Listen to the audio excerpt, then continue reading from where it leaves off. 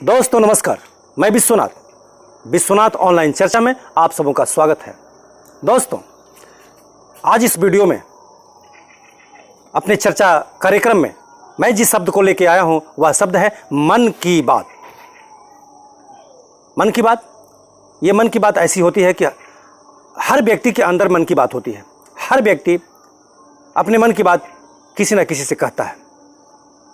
इस मन की बात मैं अपने कार्यक्रम में इसलिए रखा कि पिछले कुछ वर्षों से ये मन की बात बहुत ही चर्चे पे है, बहुत ही प्रसिद्धि पे है। क्योंकि जब से हमारे भारतवर्ष के यशस्वी प्रधानमंत्री माननीय नरेंद्र मोदी जी मन की बात रेडियो कार्यक्रम के द्वारा अपनी जनता से कर रहे थे, तब से ये मन की बात चर्चे में है। तो हमने सोचा कि मन की बात आज आप सबों के बीच बैठ करके चर्चा करूं कि मन की बात होती क्या है, मन की बात है क्या। तो दोस्तों हमारे समाज में मन की बात, दिमाग की बात, दिल की बात, तीन तरह की बातें होती है। तीन तरह की बातें एक दूसरे से लोग व्यक्त करते हैं। एक होती है दिमाग की बात, दूसरी होती है मन की बात और तीसरी होती है दिल की बात। जब कोई व्यक्ति ये कहता है कि मैं आज अपने दिमाग की बात बतलाता हूं, तो वहां पे ये भाव प्रकट होता है कि लगता है कि जरूर कोई ना कोई अहंकार की बात ये करेगा।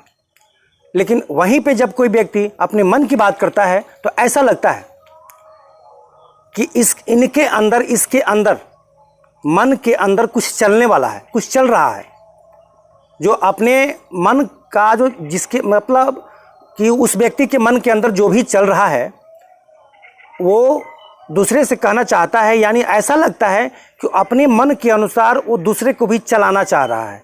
मन की बात का मतलब ये हुआ कि मेरे मन के अंदर ये बात है, तुम ऐसे चलोगे तो ये हो जाएगा।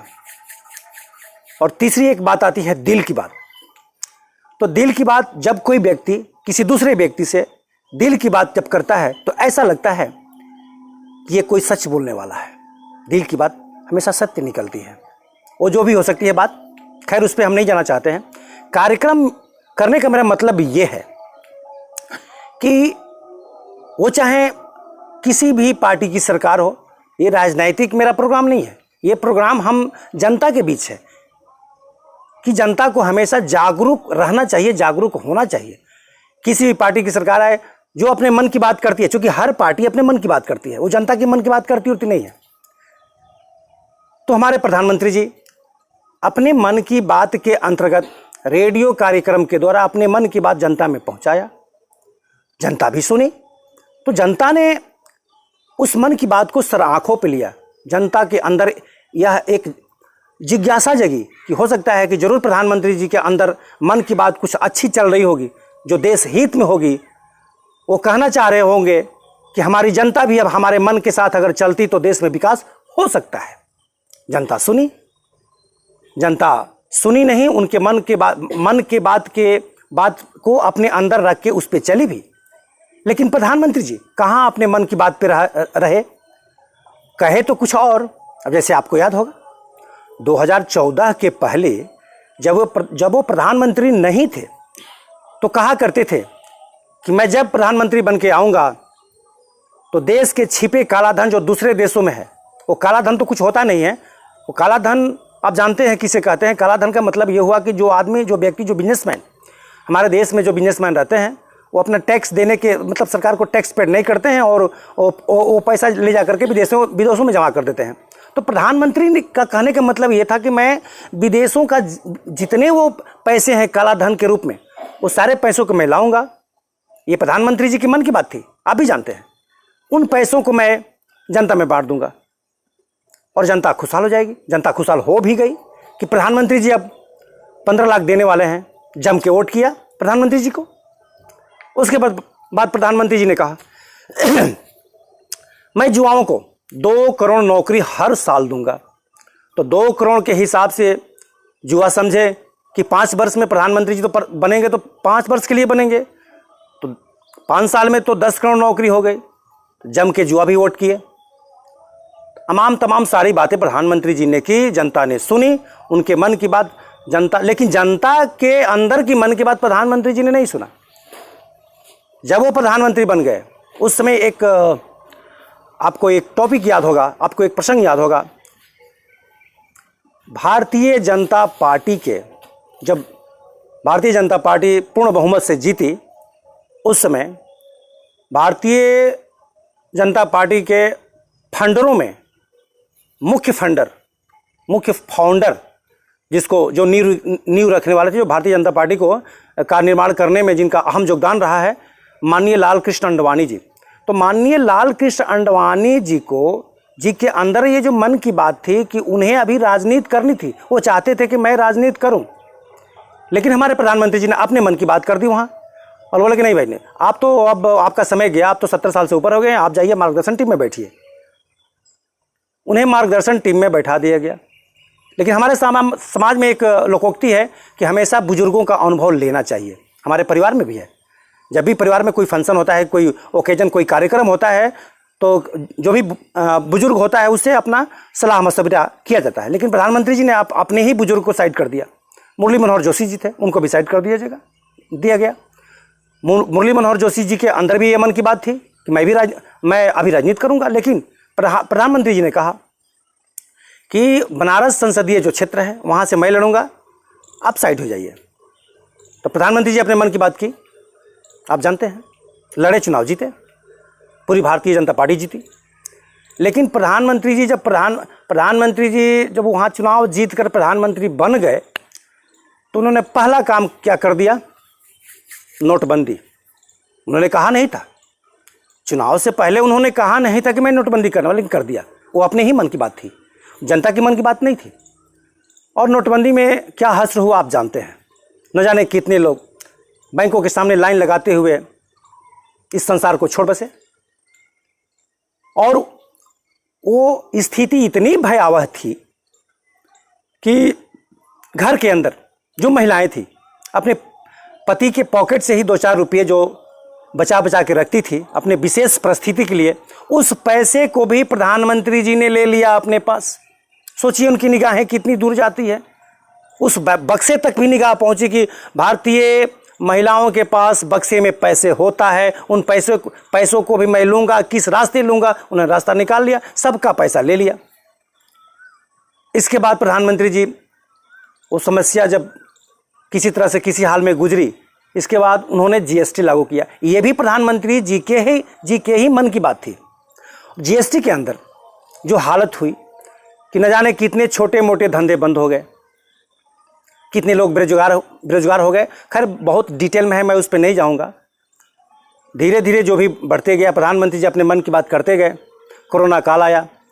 कोरोना काल में ऐसे समय में लॉकडाउन किया गया कि हमारे भारत देश की जनता, भारत देश के युवा जहाँ के तहाँ फंसे हुए थे, जहाँ के तहाँ शहरों में अपना नौकरी धंधा कर रहे थे, जो जैसे तैसे वहीं फंस गया, कोई अपने घर आ जा नहीं रहा था। लेकिन कुछ दिन जब लॉकडाउन चला तो जनता के पास रोटी के लाले पड़ गए, खाने के लाले पड़ गए।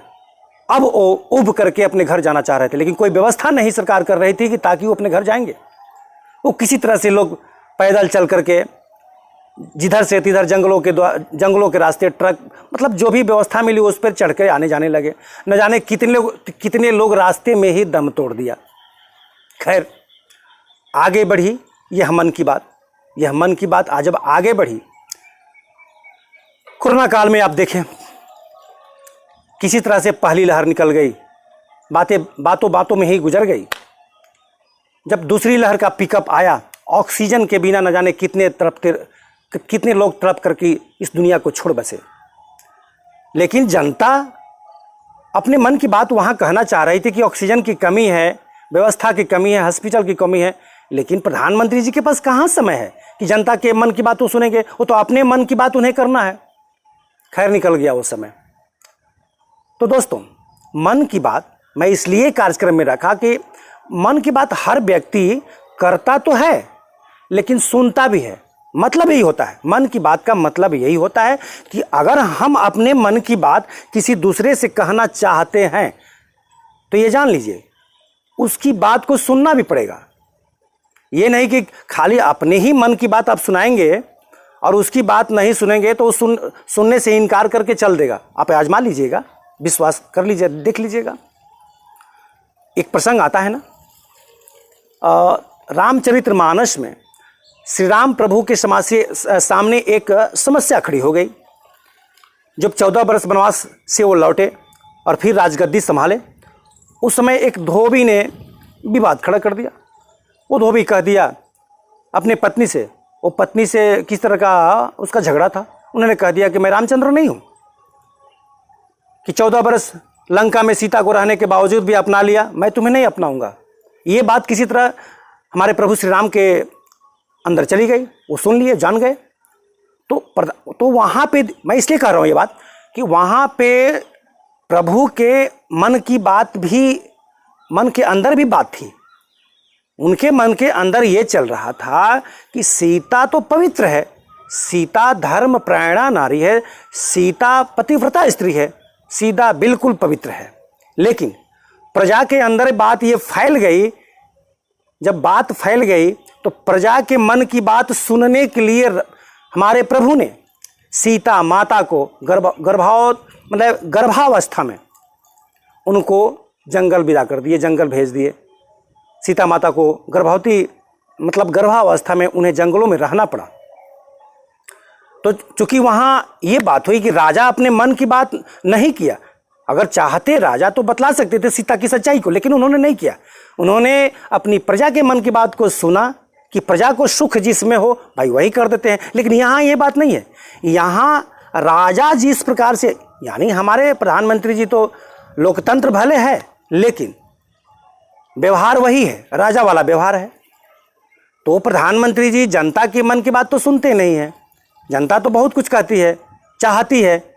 अब जनता, अब जो सीमा पे हमारे सैनिक सीमा देश की रक्षा करते हैं, देश की रक्षा करते करते न जाने कितने सैनिक शहीद हो जाते हैं, उन शहीद की पत्नियों को जो मुआवजा नहीं मिलती है, वो शहीद की पत्नी भी प्रधानमंत्री जी से अपने मन की बात करना चाहती है। आज जो महिलाएं हैं, बलात्कार से पीड़ित महिलाएं, वो भी अपने मन की बात प्रधानमंत्री जी से कहना चाहती है, लेकिन नहीं सुनते हैं। जो बेरोजगार हैं, करोड़ों बेरोजगार जो हमारे देश में काम धंधे के बिना चुपचाप बैठे हुए हैं, उनके सामने रोजी रोटी की लाली है, लेकिन फिर भी वो चाहते हैं कि मैं प्रधानमंत्री जी से अपने मन की बात करूं, लेकिन नहीं सुनते हैं। तो इस तरह से मन की बात सबके दिल के अंदर है। अभी देखिए, महंगाई ने जो तांडव करके छोड़ दिया है। महंगाई से तेल, डीजल, पेट्रोल जो भी महंगा तो हो ही रहा है, लेकिन पेट्रोल और डीजल ऐसी चीज है दोस्तों कि जब ये महंगा होंगे, चूंकि इसी से माल ढुलाई होती है, ट्रक में, गाड़ी में जो भी माल ढुलाई होती है विदेशों से, चाहे देश के अंदर एक राज्य से दूसरे राज्य जो भी माल जाते हैं, तो उस पर भाड़े बढ़ जाते हैं। जब भाड़े बढ़ेंगे तो ऑटोमेटिक वो जो माल की ढुलाई होती है उस माल का दाम भी बढ़ जाएगा। तो महंगाई अपने चरम पे है।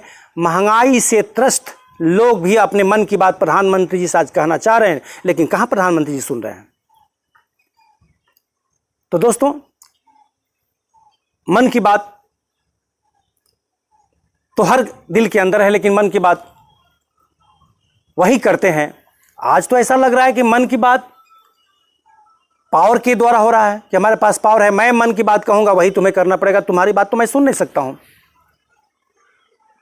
जो भी हो, खैर, इस बात पर विचार आप भी कीजिएगा। तो दोस्तों, आज के इस कार्यक्रम में बस इतना ही। कैसा लगा यह वीडियो नीचे कमेंट बॉक्स में जाके कमेंट कीजिएगा। तब तक के लिए नमस्कार।